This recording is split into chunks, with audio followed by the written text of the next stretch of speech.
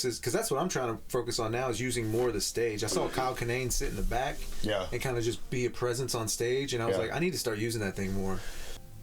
I like to use what the crowd's going to give me and what the stage is going to give me. You know what I'm saying? When we were in Lawton, that stage was so tiny, but that room was so beautiful that I just wanted to be with them. You know what I'm saying? So I was just this the whole time. I kept the mic on the stand. That's one thing I've been doing too. When I first started, it was full of energy, sit on the stool. And then some sets I would just sit on the stool. But I would rather stand up these days. Just stand behind the mic stand. Stand with the mic on the stand. Yeah. So is it just a feel thing? You're like, it's really about the energy in the room. Like if the first joke I can hit them with is gonna get them going, and I'm just standing in front of the mic stand, then I'll probably stay there. You know what I'm saying? But if I have some jokes planned that are gonna require me to move around, then when we get off the mic stand, let's get it cracking. You know what I'm saying? Because we're gonna move now, and then I'll use the stool.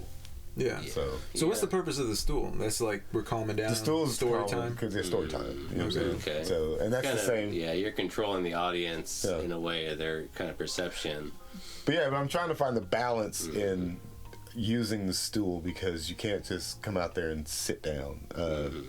Ben Flint told me that years ago when I first started. He said, when you sit down, when you come out there and immediately sit down, your jokes sit down with you. And he was like, and they sit down with you. Yeah. So they never, and then they never go up after that. So he said to use some of that energy first, and then sit down and quiet it down. He said to tell your story. Use that as a tool to control your set and the audience's perception. And I've always found it. I've always found it awesome that bands will like Metallica's done it, Incubus does it, but bands that have a lot of energy that will do these super energetic songs, and then they'll leave for a hot second to like get redone, and then it'd just be the lead singer and the guitarist, and then a dude with a tambourine or something like that. Like, you know what I'm saying? And then they just hit it right there on the stool. You know what I mean? That's always been the dopest shit to me. But it's like, I've never seen that. So and then you leave.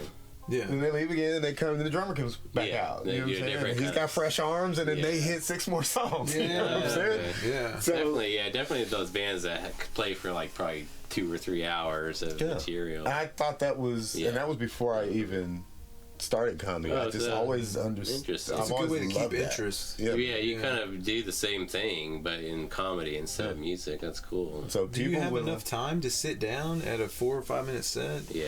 No. I guess it depends. No, but if the crowd is given, if I have shit that I need to work on that I don't need a lot of movement for, and the crowd will let me sit on the stool, I'll take it. But I'll usually hit the host with something real quick as soon as I get up there to test the waters, get them laughing. Maybe tell something, put the mic, take the mic off the stand, and sit in the stool, and then just and then just do 3 minutes in the stool. Just like greet them, get them laughing, and then and then sit down. Sit down. Because sometimes that's the more comfortable. Like one time, I went up there and I immediately grabbed a stool and sat down. And when I came off stage, I walked by John Wallen, and I said, the reason why I sat down the whole time is because I came out of the bathroom and realized I didn't do all my jingles, and I have a piss stain on the floor.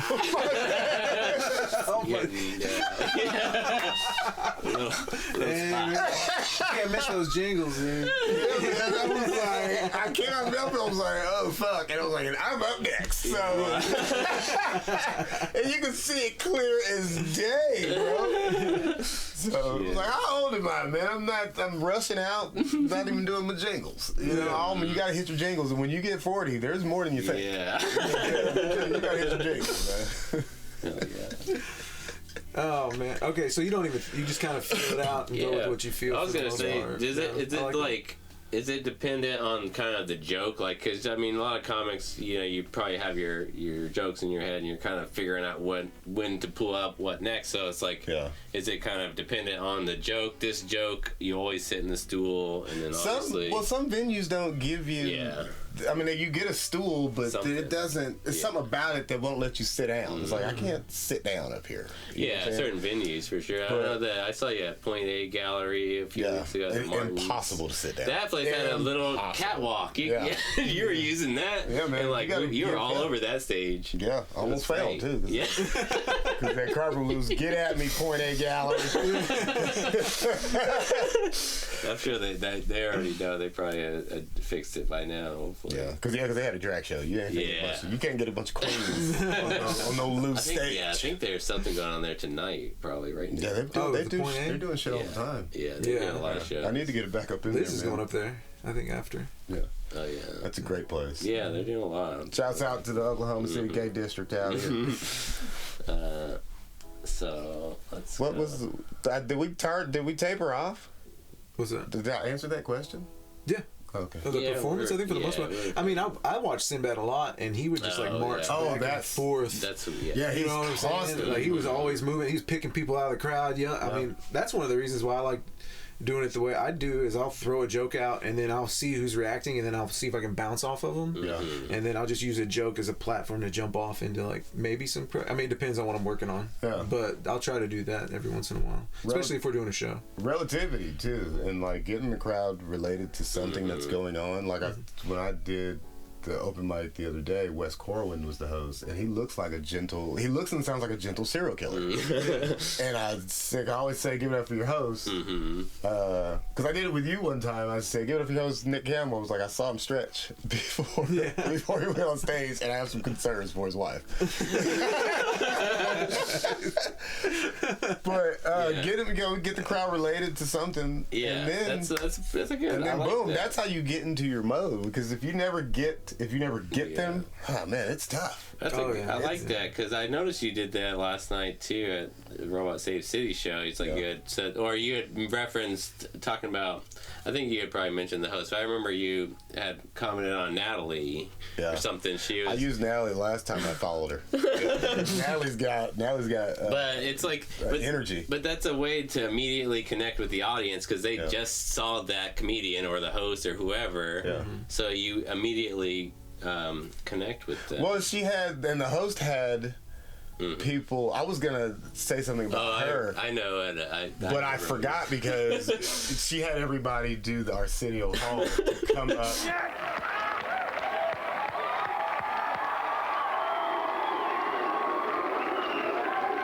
Are we ready? Tell them what we gonna do. Let's get busy.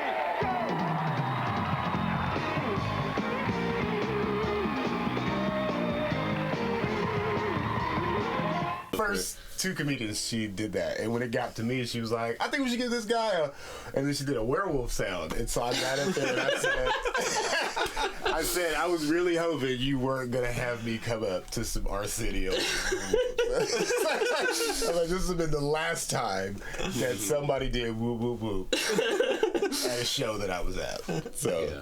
No, I just remembered that. There was no white people there. Like, you can't do that. No. And so I just started with that, and then I went into Natalie, and they were hooked and cooked, man. Yeah, so. No, but that's a good. Yeah, that makes a lot of sense because I've seen you perform a bunch, and it's like you're especially in some of these shows where there's other comics, and it's like nobody's getting the crowd or whatever. But then you get up, and then it's like, what the hell? How did you do that? You know? Yeah. And I think a lot of that kind of stuff goes a long way. I did a show. There was a couple came to a show that I had met when I was doing Bingo and More, and they were matching, and so I automatically knew that she picked that shit out. Yeah. So as soon as I get on stage, I'm doing whatever said something about the host probably, and then if you point like this on Bricktown stage, everybody knows who the fuck. Yeah. There's two people sitting in that middle table right in the middle of the stage. Doesn't matter. But I said, you guys are both wearing green. I was like, she picked your outfit out, didn't she? And he didn't say anything. It was like, he didn't say anything, so that means yeah. And it was a green sweater. I was like, that's a nice green sweater. So at the end of my set, I said, I wrote a little song for you guys, and I was like, I like to call this number Green Sweater. Have you ever seen the episode of SpongeBob where he sings the song Striped Sweater? So he sings a song called Striped Sweater because he's trying to entertain the restaurant, the Krabby Patty. I like to call this little number striped sweater. The best time to wear a striped sweater is all the time. One with a collar, turtleneck, that's the kind. 'Cause when you're wearing that one special sweater. And I sing that song, but I changed the words to Just green the sweater, green. and everybody in there knew the fucking song. Yeah. It was beautiful. That's perfect. Oh, that's one of those. That's like a brilliant kind of bit man. that just came up with that. Yeah, Within the set, I'm sure. I got in trouble at work one time singing that song because I was working at this place called Nona's, and they had a bakery and they had a bakery counter. And the girl working at the bakery had on a striped sweater. And so I said, I like to call this number a striped sweater. And I slid onto the counter and started singing. Man, the owner was just like, yeah, we got to get, come on, man. Like, this isn't You giving this guy gold? Like, this isn't what we're doing here, man.